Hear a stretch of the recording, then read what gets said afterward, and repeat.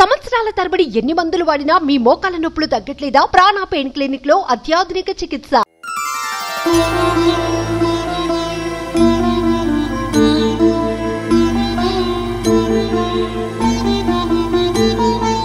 సుగ్రీవమిత్రం పరమం పవిత్రం.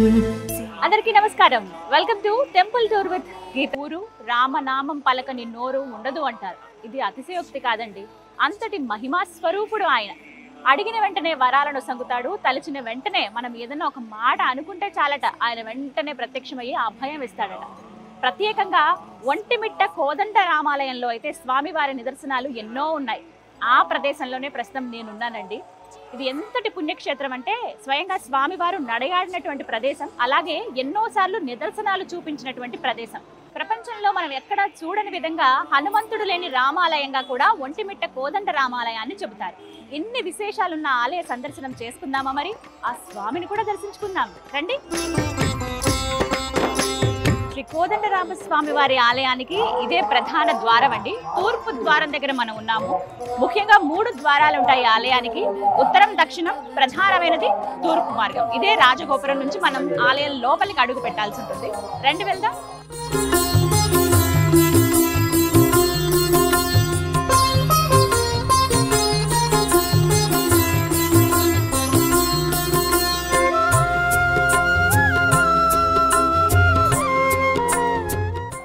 రామచంద్ర,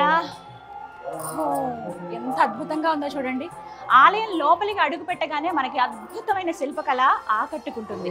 11వ శతాబ్దంలో నిర్మించినటువంటి ఆలయం కదా. ఆ శిల్పకళ చూడండి ఎంత కళగా ఉందో.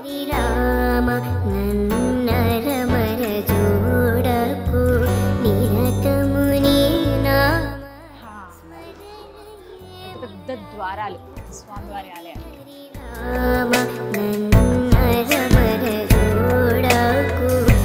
మందిర శిల్పకళలో ఒక విచిత్రాన్ని మీకు చూపిస్తాను చూడండి. ఇదిగోండి ఇక్కడే ద్వారం. మన లోపలికి రావడమే ఎడం పక్కగా మీరు గమనించవచ్చు. అందరూ ఖచ్చితంగా వీక్షించండి ఇది అద్భుతాన్ని. ఇక్కడ చూడండి, ఇక్కడ ఒక్కసారి ఈ విధంగా క్లోజ్ చేస్తే మొత్తం నందీశ్వరులు ఇలా పైకి తలెత్తినట్టుగా మనకు కనిపిస్తారు. అదే ఇక్కడ క్లోజ్ చేస్తే ఏనుగు, ఇదంతా కూడా ఏనుగు రూపం. ఎంత చక్కగా చెక్కారో చూడండి. రెండు ఒకలాగానే ఉన్నాయి. 2 గొంతులు కూడా ఒకదాని పక్కన ఒకరు ఉన్నట్టున్నాయి, కానీ శిరస్సు మాత్రం మన కళ్ళతోటి అదొక మాయ అనమాట. చిన్నగా మనం చేసేటువంటి మాయ అది. అంత అద్భుతమైన వాళ్ళ నైపుణ్యం ఎంత బాగుందో చూడండి. అప్పటి కాలంలో ప్రతి ఒక్కటి చిన్న చిన్నవి కూడా చాలా నీట్గా చెక్కారు. ఇవ్వండి ఈ పైనవి, ఇవి ఏమన్నా రూపం ఉంటే కళ్ళు, ముక్కు, నోరు, ఇవన్నీ కాళ్ళ దాకా వాళ్ళ భంగిమలు కానీ ఇవన్నీ కూడా ఎంత బాగున్నాయో. ఇగో సప్త ఋషులు ఇలా ఇవన్నీ మనకు కనిపిస్తాయి.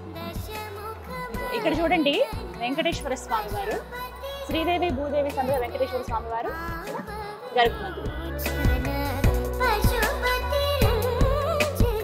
అడుగడుగున అద్భుతమే.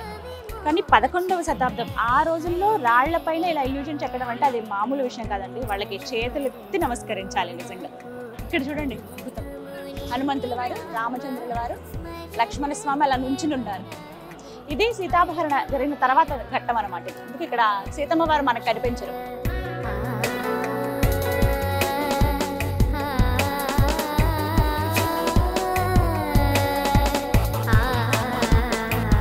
లోపలికి రాగానే మనకి ఇక్కడ కొన్ని శాసనాలు కనిపిస్తాయండి. 1356వ సంవత్సరంలో రాసినటువంటి శాసనాలు, శిలా శాసనాలు ఏవైతే ఉన్నాయో అవి ఇక్కడ మనకు కనిపిస్తాయి. శంకు చక్రతోటి అలాగే సూర్యచంద్రుల పైన పెట్టి ఇక్కడ మొత్తం శాసనం రాశారు. వీటికి సంబంధించింది అనమాట. ఇగో చక్రం ఇక్కడ మనకు కనపడుతుంది. ఇవన్నీ కూడా అప్పటి స్టోన్స్. ఎంత జాగ్రత్తగా వీటిని భద్రపరిచారు, కాపాడుకుంటూ వస్తున్నారనే చెప్పుకోవాలి. తూర్పు ద్వారం నుంచి అలా లోపలికి రాగానే ముందుగా మనకు ధ్వజస్తంభం దర్శనమిస్తుంది. ఆ ధ్వజస్తంభానికి నమస్కరించుకుని ప్రదక్షిణానికి వెళ్దాం.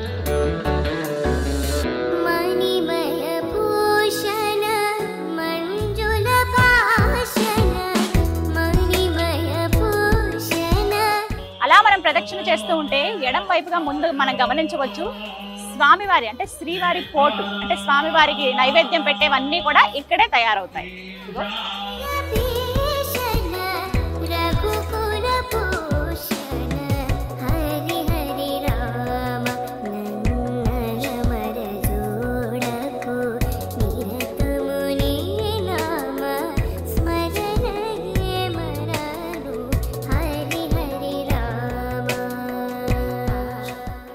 మనం 2 అడుగులు ముందుకు వేసుకుని వస్తేనండి ఎడం పక్కగా చూడొచ్చు మూర్తులు ఎంత దివ్యంగా ఉంటారు. ఇక్కడ ప్రతినిత్యం హోమం చేస్తారు స్వామివారికి.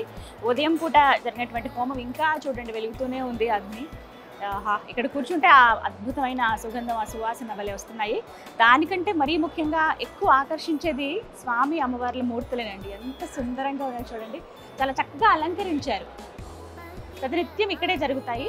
ఎంత దివ్యంగా ఉన్నాయో మూర్తులు అయితే. చక్కటి చీరలు అవన్నీ అలంకరించారు. చాలా చాలా బాగుంది. ఇక్కడ నుంచినే మనం వీక్షించవచ్చు అనమాట. హోమాలన్నీ ఇక్కడ జరుగుతాయి.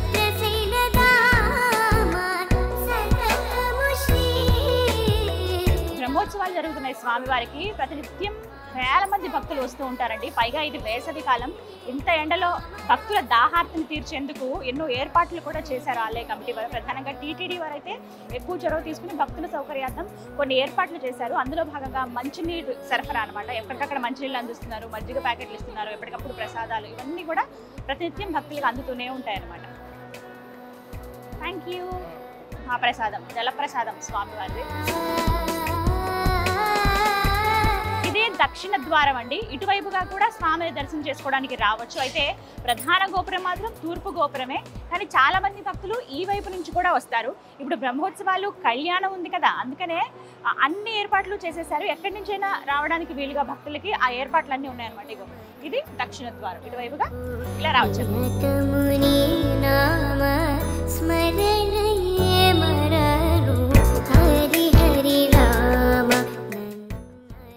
అలంకరించారు, చాలా అందంగా తీర్చిదిద్దారనే చెప్పుకోవాలండి. లక్షల మంది భక్తులు వస్తారు స్వామివారి కళ్యాణానికి. ఇందులో భాగంగా ప్రస్తుతం ఏర్పాట్లు అయితే అంగరంగ వైభవంగా ఉన్నాయన్నమాట. అందరికీ అన్ని సౌకర్యాలు ఉండే విధంగా ఏర్పాట్లు చేశారు. ఇప్పుడు మీకు మరొక ప్రాంతాన్ని చూపిస్తాను. ఇక్కడే స్వామివారి కళ్యాణోత్సవం జరుగుతుంది. అలాగే మీకు కొన్ని విజువల్స్ చూపిస్తాను. కరెక్ట్గా మేము షూటింగ్ వస్తున్నాం అన్నప్పుడే మా అదృష్టం ఇది. తిరుమంజనోత్సవం జరుగుతోంది స్వామివారికి. స్నపన తిరుమంజనం అని అంటారు. చాలా వైభవంగా జరిగింది. తెల్లటి వస్త్రాలు ధరింపజేసి అభిషేకాలు చేశారు పంచామృతాలతోటి. ఎంత సుందరంగా ఉందంటే చూస్తూ అలా ఉండిపోయాము. వేరే లోకంలో ఎక్కడో వైకుంఠంలో ఉన్నామా అన్న భావన కలిగింది. కానీ ఇక్కడ నుంచి దండం పెట్టుకోవచ్చు. మరీ ముఖ్యంగా ఏంటంటే ఇక్కడ ఈ మండపంలో మాస కళ్యాణాలు జరుగుతాయండి. అంటే పౌర్ణమి రోజున ఆ సీతారామచంద్ర స్వామి వారికి కళ్యాణం జరిపిస్తారనమాట. ఇక్కడే ఆ ప్రదేశం. రామచంద్ర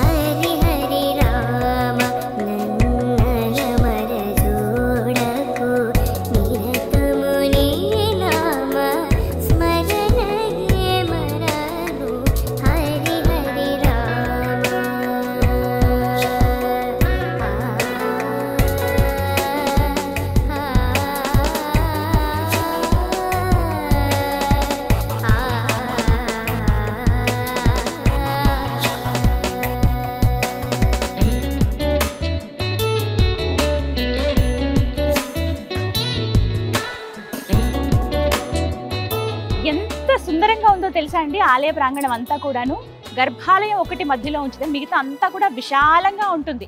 ఎంతమంది భక్తులు వచ్చినా ఏమాత్రం ఇబ్బంది పడకుండా కూర్చుని ఆ స్వామివారిని కొలుచుకునే విధంగా ఏర్పాట్లు చేశారు. ఎంత దివ్యమైన అతి ప్రాచీనమైన మందిరం ఇది. దగ్గర దగ్గర 11వ శతాబ్దంలో నిర్మించారంటే అప్పటి కళ చూడండి. అంటే ఆర్కిటెక్చర్ కావచ్చు, చుట్టూ ఉన్నటువంటి రాజగోపురాలు ఇవన్నీ కూడా. ఇంకొకటి ఏంటంటే మరీ ముఖ్యంగా చెప్పుకోవాలి, ఒక్కొక్క రాజు కాలంలో ఇంత ఇంత ఇంత ఇంత అలా అభివృద్ధి చెందుతూ వచ్చిందనమాట ఈ ఆలయం. ముందుగా ఒకసారి గర్భాలయం చూడండి ఎంత పురాతనమైందో. అంటే ఆ ఫీల్ అలా ఉంచడానికే ఏమో కానీ ఎక్కడ రంగులు అనేవి వేయలేదు. ఏ గోపురానికి మనం రంగులు చూడం. చూసారా, దక్షిణం, ఉత్తరం, తూర్పు రాజగోపురం, అలాగే ప్రధాన గర్భాలయం.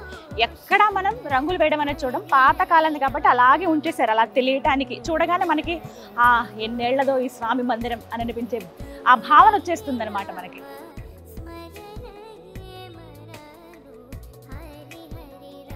ఒంటిమిట్టలో శ్రీరాముల వారి కళ్యాణం చాలా చాలా ప్రత్యేకం అండి. సాయంత్రం పూట జరుగుతుందంటే చంద్రుడి వెన్నెల్లో స్వామివారి కళ్యాణం జరుగుతుందని చెప్తాం కదా.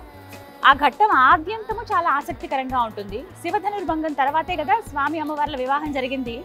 కళ్యాణ ఘడియలు ఎప్పుడైతే ముందుకు వస్తున్నాయో ఆ ముందుగా కొన్ని క్రతువులు ఇక్కడ జరిపిస్తారు. అందులో ప్రధానమైనది శివ ధనుర్భంగం. ఆ ఘట్టం తర్వాత ఎదుర్కోలు కార్యక్రమం నిర్వహిస్తారు. అది చాలా ప్రత్యేకం.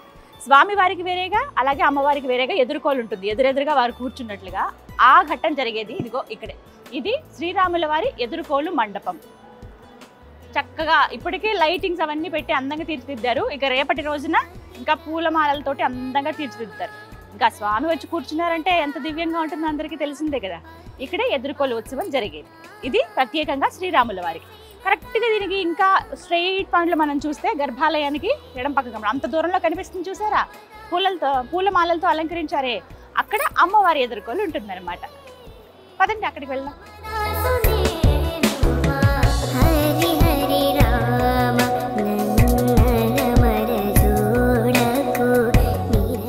అలా మనం ముందుకు నడుచుకుని వస్తుంటేనండి ఇక్కడ మనం చూడొచ్చు ఉత్తర ద్వారం.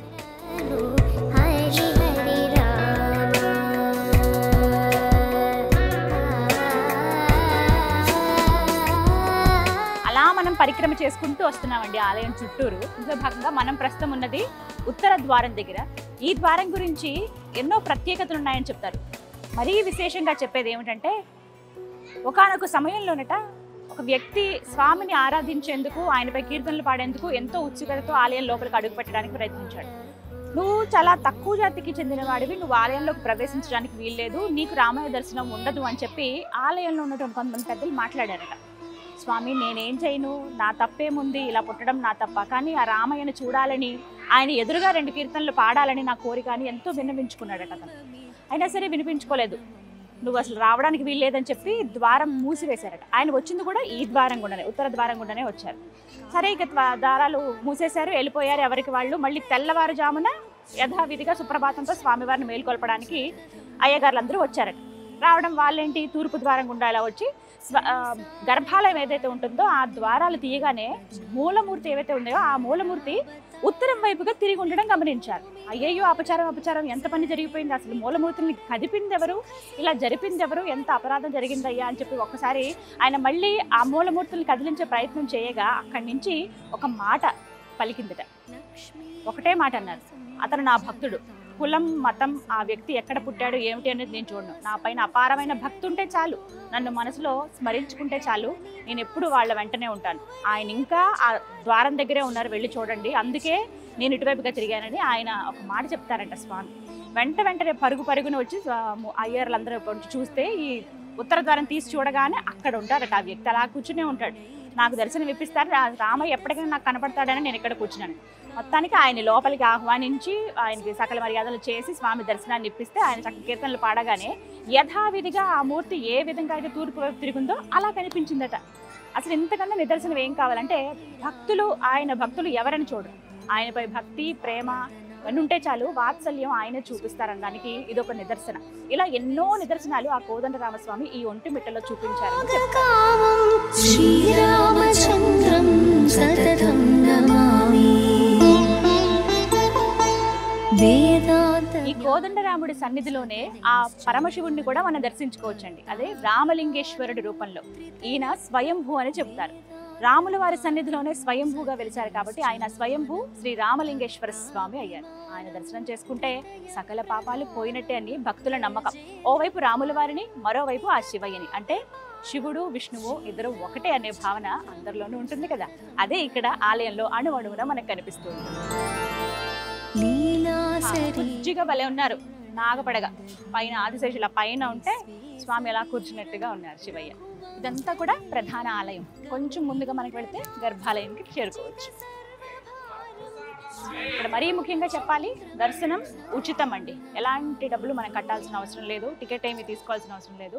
వచ్చిన వాళ్ళందరూ చక్కగా ఆ స్వామి దర్శనం చేసుకోవచ్చు. ఇదే గర్భాలయం లోపలికి వెళ్ళడానికి మార్గం. నేను వెళ్ళి ఆ స్వామిని దర్శించుకుని వస్తాను. ఎప్పుడెప్పుడు ఆ మూర్తిని చూద్దామా అని ఉంది నాకు.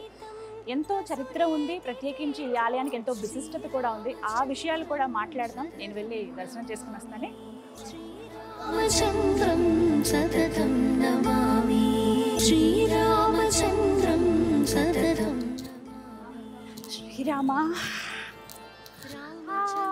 ఎంత చక్కగా దర్శనం జరిగిందో తెలుసా. స్వామివారి అలంకరించినటువంటి మాల ఇచ్చారు, అలాగే స్వామివారికి పూసినటువంటి చందనం ఇచ్చారు, అలాగే స్వామి అమ్మవారి దగ్గర పెట్టిన పువ్వులు ఇచ్చారు.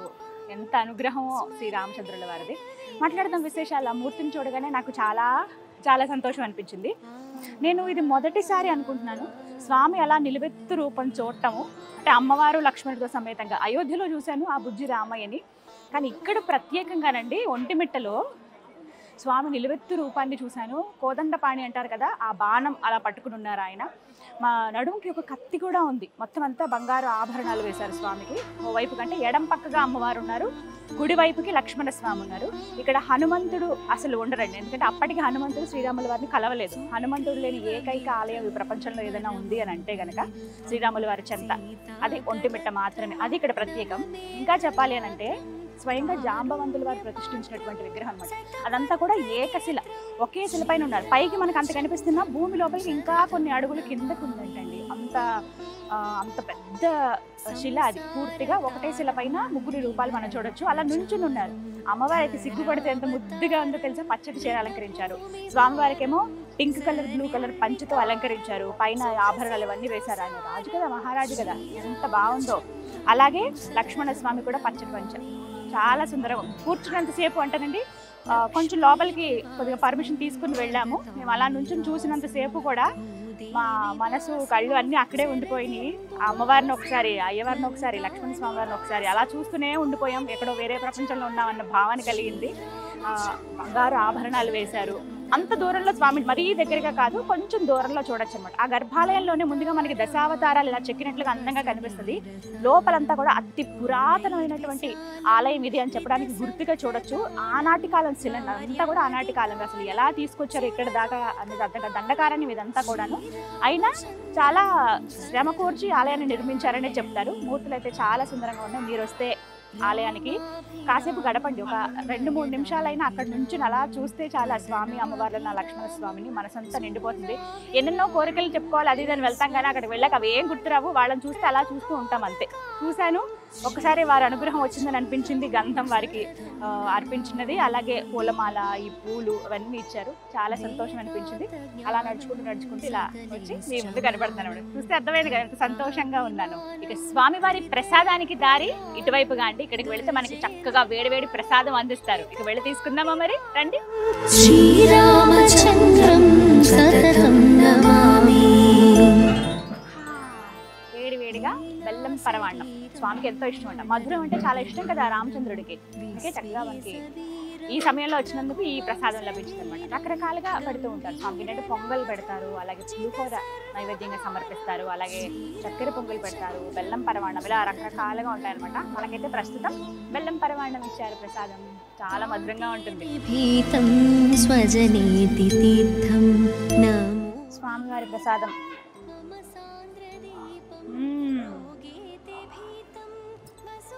ఎంత మధురంగా ఉందో.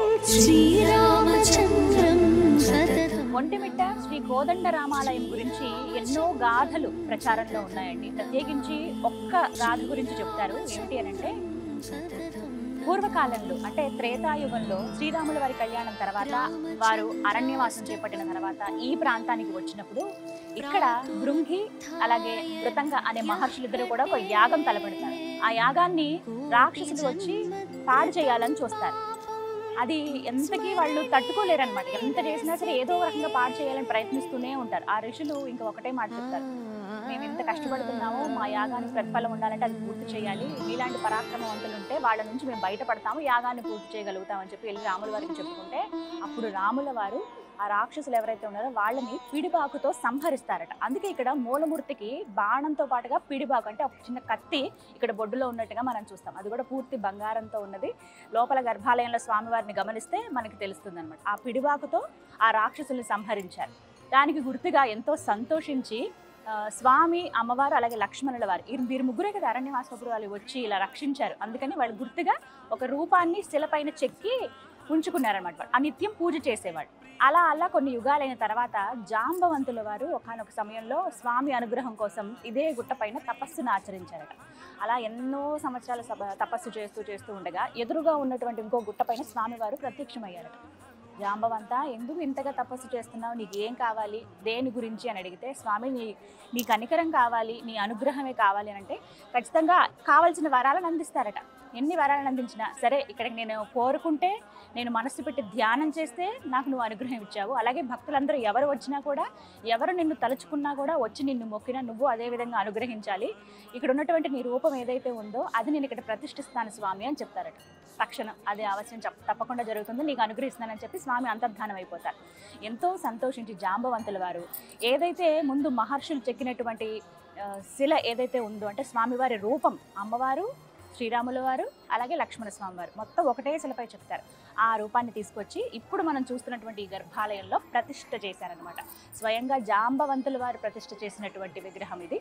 ఆ 3 కూడా ఏకశిలపైన ఉంటాయి. అందుకనే ఇంతకుముందు, ఇప్పుడంటే ఇది ఒంటిమిట్ట రామాలయం అంటున్నారు కానీ మీరు కొన్ని చోట్ల కూడా పేర్లు గమనించవచ్చు, ఏకశిలా నగరం అని.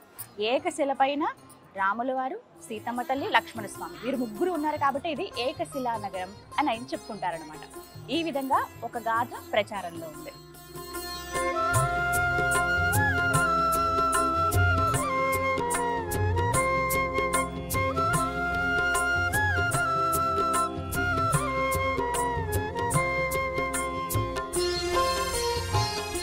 ఇక ఈ ఆలయం గురించి మరొక గాథ ఏమిటంటే, ఏకశిలా నగరం అంటున్నారు, అది సరి, మరి ఒంటిమిట్ట అని ఎందుకంటున్నారో తెలుసా?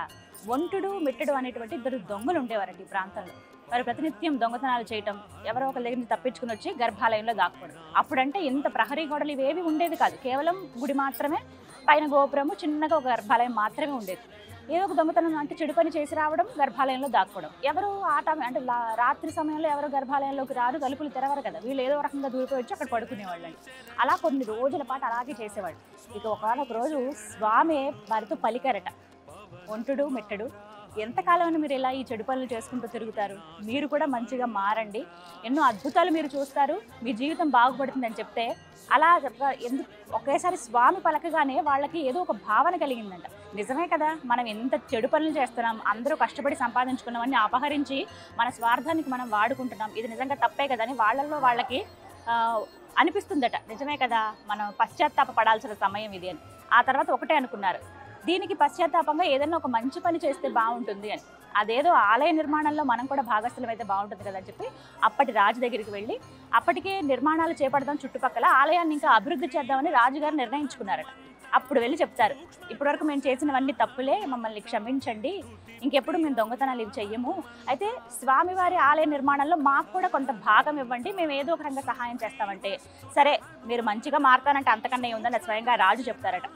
స్వామి పలికించారు మీతో అనుకుని, సరే మీరు ఈ పనుల్లో నిమగ్నమై ఉండండి అంటే చకచక అన్నిట్లో వాళ్ళు ప్రతి దాంట్లోనూ ఇన్వాల్వ్ అయ్యి అన్ని పనులు చేసేసి ఆలయ నిర్మాణంలో ముఖ్య పాత్ర పోషించారట.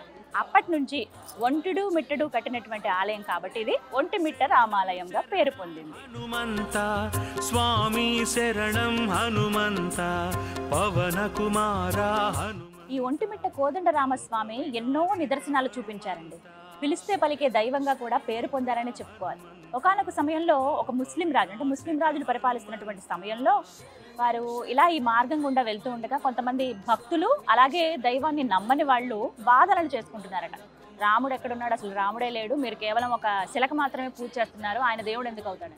లేదు లేదు, మా రామయ్య చాలా గొప్పవాడు, ఈ ప్రాంతంలోనే ఆయన నడిచిన ప్రదేశం ఇది, ఆయన యుద్ధం చేసిన ప్రదేశం ఇది, చాలా గొప్పది, ఎన్నోసార్లు మాకు నిదర్శనాలు చూపించాడని ఒకవైపు వాదన.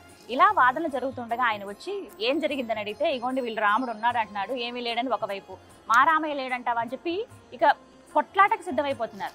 సరే మీరు ఉన్నారు రామయ్య అని చెప్తున్నారు కదా ఈ ప్రాంతంలో, నేను పిలుస్తాను, మీ దేవుడు పలుకుతాడా అని అడిగారట. ఓ తప్పకుండా పలుకుతారు, కావాలంటే పిలిచి చూడండి అంటారు. అయితే ఒక మాట చెప్తారు, మీరు మనసు పెట్టి నిర్మలమైన మనసుతోటి మీరు ఒక్కసారి ఆ స్వామిని స్మరించుకుని, మనసంతా నీవే ఉన్నావయ్యా, నువ్వు ఖచ్చితంగా ఉన్నావయ్యా అని నమ్మి మీరు పిలవండి ఒకసారి అని అంటారట. సరే దాందేముంది, పిలిస్తే పలుకుతాను అంటున్నారు కదా అని చెప్పి, సరే ఇదొక పరీక్షగా భావించండి అని చెప్పి మొత్తం ద్వారాలన్నీ మూసివేశారు. ఇప్పుడు మనం చూస్తున్నటువంటి ఉత్తర ద్వారం, దక్షిణ ద్వారం, తూర్పు ద్వారం, 3 ద్వారాలు మూసివేసి ఒక వైపుగా ఆయన నుంచోబెట్టారట, ఇంకో వైపుగా మిగతా వాళ్ళు నుంచున్నారట. గట్టిగా 3 సార్లు ఆయన రామ రామ రామ అని, మొదటిసారి పిలిచిన వెంటనే గర్భాలయంలోంచి ఓ అని ఒక శబ్దం వినపడిందట. మళ్ళీ 2వ రామ అని పిలిచారు, మళ్ళీ ఓ అని పలికారట. ఇక 3వసారి పిలిచేటప్పటికి మళ్ళీ ఓ అని వచ్చింది.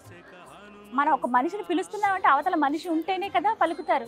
ఇంకా ఆయనకి దెబ్బకి 2 చేతులు జోడించి నమస్కరించుకుని స్వామి నువ్వు ఖచ్చితంగా ఉన్నావయ్యా అని మిగతా వాళ్ళకు కూడా ఆయన ఈ విధంగా నిదర్శనం చూపించారు. అప్పటి నుంచి ఆయన కూడా తరచుగా ఆలయానికి రావడం, దర్శించుకోవడం మనం గమనిస్తాం. ఇలా ఈ మతం ఆ మతం, ఈ కులం ఆ కులం అని లేదండి. అందరూ ఆ రామయ్య భక్తులే, అందరూ ఆ రామయ్యను ఇష్టంగా పూజించే వాళ్ళే. ఒకసారి స్మరిస్తే చాలు, రామ ఈ తారక మంత్రాన్ని జపిస్తే చాలు, ఎంత దూరంలో ఉన్న భక్తుల కోసం ఆయన వచ్చేస్తారు. ఎక్కడున్నా సరే ఆయన నేనున్నానంటూ పలుకుతారు. అలా ఇప్పుడు నేను చెప్పినవి కేవలం చాలా తక్కువ నిదర్శనాలండి. అడుగడుగున మీరు ఒక్కసారి ఆలయానికి రండి, మీకు ఎక్కడ చూసినా అద్భుతమైన శిల్పకళతో పాటుగా ఆ రాముల వారి రూపమే దర్శనమిస్తూ ఉంటుందన్నమాట. ఎంత సుందరంగా ఉంటాయంటే ఎక్కడికక్కడ దివ్యమూర్తులు మనకు దర్శనమిస్తాయి. ఈ యాగశాల దగ్గర, కళ్యాణం జరిగే దగ్గర, తిరుమంజనం, మరోవైపేమో ఎదుర్కోలు ఉత్సవాలు జరిగేటువంటి మండపాల దగ్గర మధ్యలో శివయ్యని చూడొచ్చు. ఇలా ఎక్కడ చూసినా ఆ స్వామి రూపం ఏదో ఒక రకంగా మనకు కనబడుతూనే ఉంటుందన్నమాట. నిజంగా ఎన్నెన్నో జన్మల పుణ్య ఫలం ఇది ఇలాంటి ప్రాంతాలకు రావడం. మీరు కనుక కడప వస్తే ఖచ్చితంగా ఒంటిమిట్టకు రండి, ప్రత్యేకంగా ఒంటిమిట్టకు రండి. కడప నుంచి దగ్గర ఒక 30 నిమిషాల ప్రయాణం ఉంటుందేమో. రోడ్స్ అన్నీ కూడా చాలా కన్వీనియంట్గా ఉంటాయి. మీరు అంత దూరం నుంచే రాజగోపురం అలా చూసుకుంటూ వస్తుంటే నిజంగా ఎప్పుడెప్పుడు ఆ స్వామిని చూద్దామన్న భావన కలుగుతుందండి. ఆలయంలోకి వస్తే ఎన్నో అద్భుతాలు కూడా మీకు కనిపిస్తాయి. కాసేపు నేను చెప్తున్నాను కదా, కనీసం మీరు ఒక 2-3 గంటలు ఇక్కడ గడిపి వెళ్తే స్వామి రూపాన్ని అలా కళ్ళల్లో పెట్టుకోండి, ఎప్పటికీ మర్చిపోలేమంతే. ఎక్కడ చూడని విధంగా ఇక్కడ ఉంటారు. అందుకే ప్రత్యేకంగా చెప్పాను కదా, హనుమాన్ లేని ఆలయం ఇదే అని. కానీ ఆ తర్వాత స్వామిని ప్రతిష్ఠించారు ఇక్కడ. ప్రత్యేకించి మనం చూడొచ్చు. దర్శనం చేసుకుని అలాగా కొంచెం ముందుకు వస్తే 2 చేతులు జోడించి దాసాంజనేయుడిగా ఆ స్వామి దర్శనం ఇస్తారనమాట. శ్రీమద్ భాగవతానికి ఒంటిమిట్ట రామాలయానికి ఒక విచిత్ర సంబంధం ఉందండి. అదేంటంటే బమ్మెర పోతన వారు ఎవరైతే భాగవతాన్ని రచించారో వారు 90% వరకు ఇదే ఆలయంలో కూర్చుని రచించారని చెబుతారు. ప్రత్యేకంగా బమ్మెర పోతన విగ్రహాన్ని కూడా, రాతి శిలని మనం గర్భాలయంలో స్వామివారి దర్శనం చేసుకుని బయటికి వస్తుండగా గమనించవచ్చు అనమాట. అయితే ఒక మాట చెప్తారు, బమ్మెర పోతన ఒక పద్యాన్ని రాసేటప్పుడు, అల వైకుంఠపురంబులో అనేటువంటి ఆ పద్యాన్ని రాసేటప్పుడు తర్వాత పదాలు ఆయన వెతుక్కోవాల్సి వచ్చిందట. కలం అక్కడి నుంచి కదలడం లేదు. ఏమి రాయాలా, స్వామి గురించి ఏం చెప్పాలా అని ఆలోచిస్తూ ఉంటే స్వయంగా గర్భగుడిలోంచి ఆ రామయ్య వారే పలికారట. ఈ విధంగా అని చెప్పి ఆయన చెప్పిన మాటలతోటి అలా పద్యాన్ని పూర్తి చేశారట. అందుకే ఒక మాట చెబుతూ ఉంటారు, పలికిడిది భాగవతమట, పలికించడి వాడు రామభద్రుండట. ఇది అక్షర సత్యం అండి. స్వయంగా స్వామి వారే పలికి రాయించినటువంటిది. అందుకే బమ్మెర పోతన గారు ఒక పని చేశారు. ఏమిటంటే పూర్తి అయిపోయిన తర్వాత భాగవతం అంతా కూడా ఇక్కడే ఈ స్వామి వారి పాదాల చెంతనే అంకితం ఇచ్చారట. దాని గుర్తుగా ఒక శాసనం కూడా మనం ఇక్కడ ఆలయ ప్రాంగణంలో గమనించవచ్చు.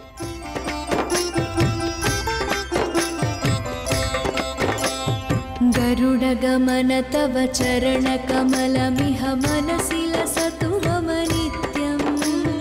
గరుడ గమన ఎంత చక్కటి దర్శనమైందో, అలాగే ఆలయం అణువున నేను చూడగలిగాను, మీకు కూడా చూపించగలిగాను. మీరు కనుక ఒంటిమిట్ట వస్తే ఖచ్చితంగా ఆలయంలో ఎక్కువసేపు గడపడానికి ప్రయత్నించండి. ఎన్నిసార్లు చూసినా ఎంతసేపు ఉన్నా తనివి తీరటం లేదు, ఇంకా ఉండాలి కాసేపు అని అనిపిస్తోంది. మీరు కడప వస్తే ప్రత్యేకంగా ఒంటిమిట్ట రామాలయానికి రండి. లేదు మేము ఆ దారిలో వెళ్తున్నాడు, ఒక్కసారి మీరు దర్శనం చేసుకున్నా చాలు.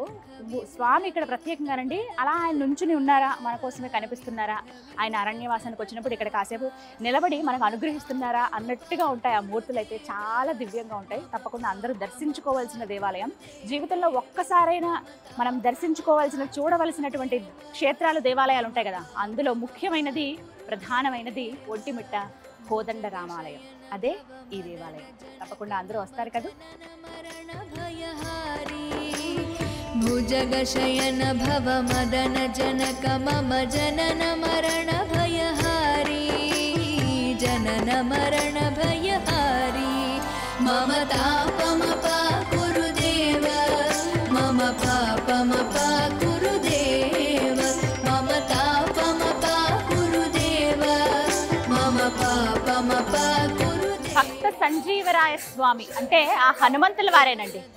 స్వామి వారి పాదాల చెంత లేరు కదా, చాలా బాధపడ్డారట. అయ్యో ఆయన లేకపోతే ఎలా అని చెప్పి, ఎందుకంటే అప్పటికి ఇంకా కలవలేదు స్వామి. ఇక్కడికి వచ్చినప్పుడు ఆయన జననంగానే అవ్వలేదని చెబుతారు. ప్రత్యేకించి భక్త సంజీవరాయనిగా ఇక్కడ వారిని ప్రతిష్ఠించారన్నమాట. స్వామి 7 అడుగుల ఎత్తులో నిండుగా అలా కనిపిస్తారు నమస్కారం చేసుకుంటూ. ఇక్కడ ముఖ్యంగా చెప్పవలసింది ఏంటంటే, స్వామి శిరస్సు భాగం ఏదైతే ఉందో ఆంజనేయ స్వామిది, అక్కడ కరెక్ట్గా రాముల వారి పాదాలు ఉంటాయన్నమాట. లోపల ఏదైతే విగ్రహం ఉందో ఏకశిలా విగ్రహం ఉంది కదా, రాముల వారు, సీతమ్మ తల్లి, లక్ష్మణ స్వామివారు. స్వామివారి పాదాల వైపుకి కరెక్ట్గా ఇక్కడ హనుమంతుల వారి శిరస్సు భాగం ఉంటుంది అనమాట. ఎప్పుడు ఆయన రాముల వారి బంటే కదా, కిందే ఉంటారు కదా, ఆయన సేవించుకుంటూ ఈ విధంగా ఏర్పాటు చేశారనమాట. రాముని దర్శనం చేసుకుని ఆ తర్వాత వచ్చి ఈ భక్త సంజీవరాయన్ని కూడా మనం దర్శనం చేస్తాం.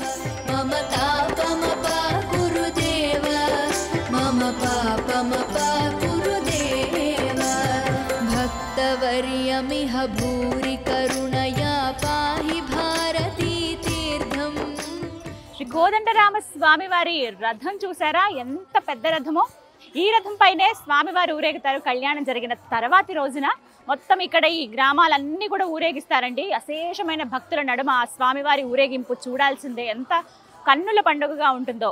30 అడుగులు ఉన్నటువంటి ఈ రథంలో ఆ మధ్యలో మూర్తులను అలా ఉంచి మొత్తం విహరింపజేస్తారు. మాఢ వీధులతో పాటుగా పూర్తిగా ఈ గ్రామాలన్నీ కూడా స్వామివారు విహరిస్తారనమాట. కళ్యాణం జరిగిన తర్వాత అంటే పట్టాభిషేక ఘట్టం అవుతుంది కదా, ఇలా చేసుకుని రాజులాగా ఆయన ప్రజలందరినీ చూస్తారనమాట ఆ రోజున ఇదే రథం పైన. ఎంత పెద్ద రథమో చూడండి, సుందరంగా అలంకరించారు. కళ్యాణం ఉందిగా మరికొద్ది రోజుల్లో. ఒంటిమిట్ట కోదండ రామాలయానికి దగ్గరలోనే మనం రామతీర్థం, లక్ష్మణ తీర్థం అని చూస్తామండి. ఆ ప్రదేశానికి వెళ్ళే మార్గమే ఇది. ప్రధాన ఆలయానికి 200 మీటర్ల దూరంలో ఉంటుంది. నడుచుకుంటూ కూడా రావచ్చు, లేదా వాహనాల్లో వచ్చే వాళ్ళు కూడా రావచ్చు. ఇక్కడ పార్కింగ్ కొంత స్థలం ఉంటుంది. ఇలా మెట్లు దిగి కిందకి వెళ్ళాలి ఆ తీర్థాలను మనం దర్శించుకోవాలంటే. ఇక్కడ ఒక కథనం కూడా ఉంది. అరణ్యవాసంలో ప్రత్యేకించి సీతారాముల వారు అలాగే లక్ష్మణ వారు వెళుతున్నప్పుడు సీతమ్మదేవి రాముల వారిని ఒక మాట అడుగుతుందట. ఇది ఇంత దండకారణ్యంగా ఉంది, పశుపక్షాదులు దాహం తీర్చుకోవడానికి చుక్క నీరు కూడా లేదేంటి స్వామి అని అడుగుతుందట. అప్పుడు జానకమ్మ మనసులో ఉన్నటువంటి అంతరంగాన్ని రాముల వారు గమనిస్తారట. ఏంటి అని అంటే సీతమ్మ వారికి దాహం కలిగింది అని. ఆవిడ డైరెక్ట్గా స్వామివారిని అడగకుండా ఈ విధంగా వాటన్నిటికీ ఎలా స్వామి మరి అని అడుగుతుందట. వెంటనే ఆయన ఆ మనసులో ఉన్నది గమనించి తన దగ్గర ఉన్న బాణంతో కిందకి నేలపైకి బాణం ఇలా విసురుతారట. కిందకి ఇలా వేయగానే భూమి అంతా ఇలా చీలిపోయి లోపల నుంచి గంగా జలం పుట్టుకొస్తుంది. అలా వచ్చినటువంటి నీరు ఏదైతే ఉందో ఇప్పుడు రామతీర్థంగాను. మరోవైపున లక్ష్మణ స్వామి వారు కూడా నిజమే కదా, ఇక్కడ ఉన్నటువంటి పశుపక్షాలన్నిటికీ కూడా నీరు కావాలి, అవన్నీ ఇక్కడ వచ్చినప్పుడు వాటి దాహార్తి తీరాలనే ఉద్దేశంతో ఆయన కూడా ఒక బాణాన్ని ఆ రామయ్యను స్మరించుకుని వేస్తారట. అది లక్ష్మణ తీర్థంగా. 2 గుండాలు మనకి పక్కపక్కగానే కనిపిస్తాయి. మెట్లు దిగి కిందకి వెళ్లాల్సి ఉంటుంది. ఇలా ఇక్కడ దర్శనం చేసుకుని కూడా స్వామివారి దగ్గరికి వెళ్ళి అక్కడ కాసేపు ఆలయంలో కూర్చుంటారు చాలామంది.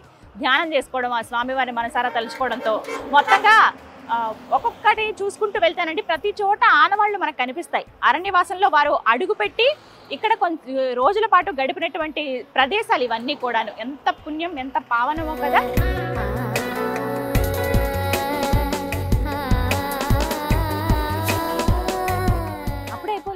ఇక స్వామివారి ప్రసాదం తీసుకోవాలి కదా. మామూలుగా అయితే మనకి స్వామివారికి నివేదించినటువంటి ప్రసాదం ఇస్తారు. ఇక అన్న ప్రసాదం తీసుకోవడం అనేది ఎంతో అదృష్టం. చాలా మంది వేచి ఉండి మరీ అన్నప్రసాదం తీసుకుని వెళుతూ ఉంటారు. మనం మధ్యాహ్నం సమయానికే ఉన్నాం ఇక్కడ. ప్రత్యేకించి వెళ్ళి అన్నప్రసాద కేంద్రంలో ఆ స్వామివారి ప్రసాదాన్ని స్వీకరిద్దాం కదండి.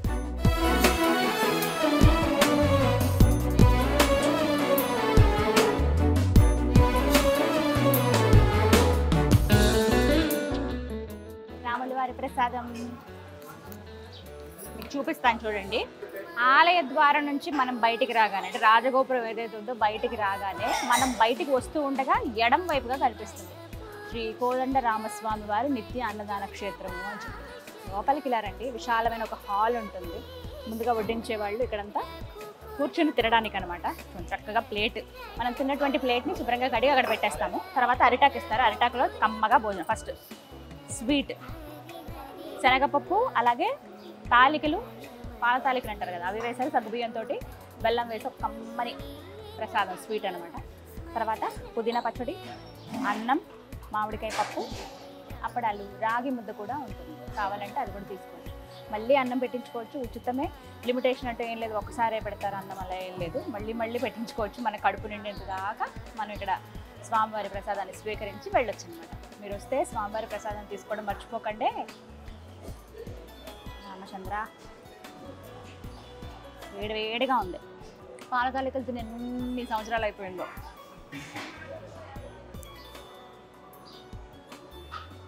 అద్భుతం. రామయ్య బాగా ఎండగా ఉందండి, ఎక్కువ నీళ్ళు తాగేస్తాం. కొంచెం ప్రసాదం తీసుకోవడానికి కూడా కడుపులో ఖాళీ ఉంచుకోండి. ఎంత బాగుందో. అద్భుతం. అదృష్టం ఉండాలి ఇలా ప్రసాదం స్వీకరించాలి అని అంటే. రాజగోపురం నుంచి అలా ఆలయంలోకి ప్రవేశించి ఆలయ విశేషాలన్నీ తెలుసుకుంటూ ఆ స్వామివారి దర్శనం చేసుకున్న తర్వాత అలాగే ఆంజనేయ స్వామిని కూడా దర్శనం చేసుకుని అలా బయటకు వచ్చి స్వామివారి ప్రసాదం తీసుకోవడంతో ఒంటిమిట్ట కోదండరాముడి దర్శనం పూర్తయినట్లే. నా దర్శనం అయితే పూర్తయింది. మీరు కూడా ఆ స్వామి అనుగ్రహం పొందాలంటే ఖచ్చితంగా జీవితంలో ఒక్కసారైనా ఒంటిమిట్ట రండి. ఆ రాముల వారి నిలువెత్తు రూపాన్ని సందర్శించుకుని వారిని చూసి ఆ దర్శన భాగ్యం పొందాలని నేను కోరుకుంటున్నాను. కడప రండి. కడప నుంచి జస్ట్ ఒక అరగంటలో మీరు ఈ ఆలయానికి చేరుకుంటారు. అంత దూరం నుంచి మనకు ఆ గోపురాలు కనబడుతుంటే అలా వచ్చి కాసేపు ఇక్కడ స్పెండ్ చేయండి. వీలైనంత వరకు ఇక్కడ ఒక పూటైనా గడపడానికి ప్రయత్నించండి.